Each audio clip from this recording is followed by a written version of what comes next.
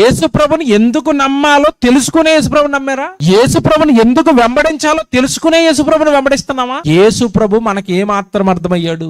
ఆత్మ విషయమై దీనులైన వారు ధన్యులు, పరలోక రాజ్యము వారిది. ఈ మాటతో ఆయన భూమి మీద ప్రసంగం ప్రారంభించాడు.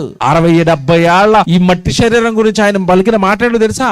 ఆత్మయే జీవింపజేయుచున్నది, శరీరము కేవలము నిష్ప్రయోజనం. మట్టిలో నుండి పుట్టింది మట్టిలోనికి వెళ్ళిపోతుంది. దేవుడి దగ్గర నుంచి వచ్చిన ఆత్మ దేవుడి దగ్గరికి తిరిగి మరలా వెళ్ళాలి. ఇన్ని మంచి మాటలు ఉన్నాయి. మన పరదేశులు అన్నాడు, యాత్రికులు అన్నాడు. ఈ మాటలన్నీ మనుషులు మర్చిపోయారా? నా యాత్ర ముగిసిపోయిన తర్వాత ఈ మట్టి శరీరాన్ని భూమి మీద వదిలేసి ఆత్మగానే నా తండ్రి దగ్గరికి వెళ్ళిపోవాలి కదా. ఇది మర్చిపోయాడా మనిషి? ఇది మర్చిపోయి మర్డర్లు చేస్తున్నాడు, ఇది మర్చిపోయి దొంగతనాలు చేస్తున్నాడు, ఇది మర్చిపోయే వ్యభిచారం చేస్తున్నాడు, ఇది మర్చిపోయే బానిసత్వం, మందుకు బానిస అయిపోయాడు, గుట్కాలకు బానిస అయిపోయాడు, మద్యానికి బానిస అయిపోయాడు. బానిసత్వం పాపపు బానిసత్వంలో మనిషి ఎందుకు మగ్గుతున్నాడు అంటే ఈ శరీరాన్ని సుఖపెట్టడానికే పుట్టన్నట్టుగా బతుకుతున్నాడు అండి. శరీరాన్ని వదిలేస్తావయ్యా, నువ్వు బయటకు వస్తావయ్యా, ఆత్మగా వెళ్ళిపోద్దది నిత్యాగ్ని దండనకు. దానిని రక్షించగలిగిన ఏకైక శక్తి యేసుక్రీస్తుల వారు మాత్రమే.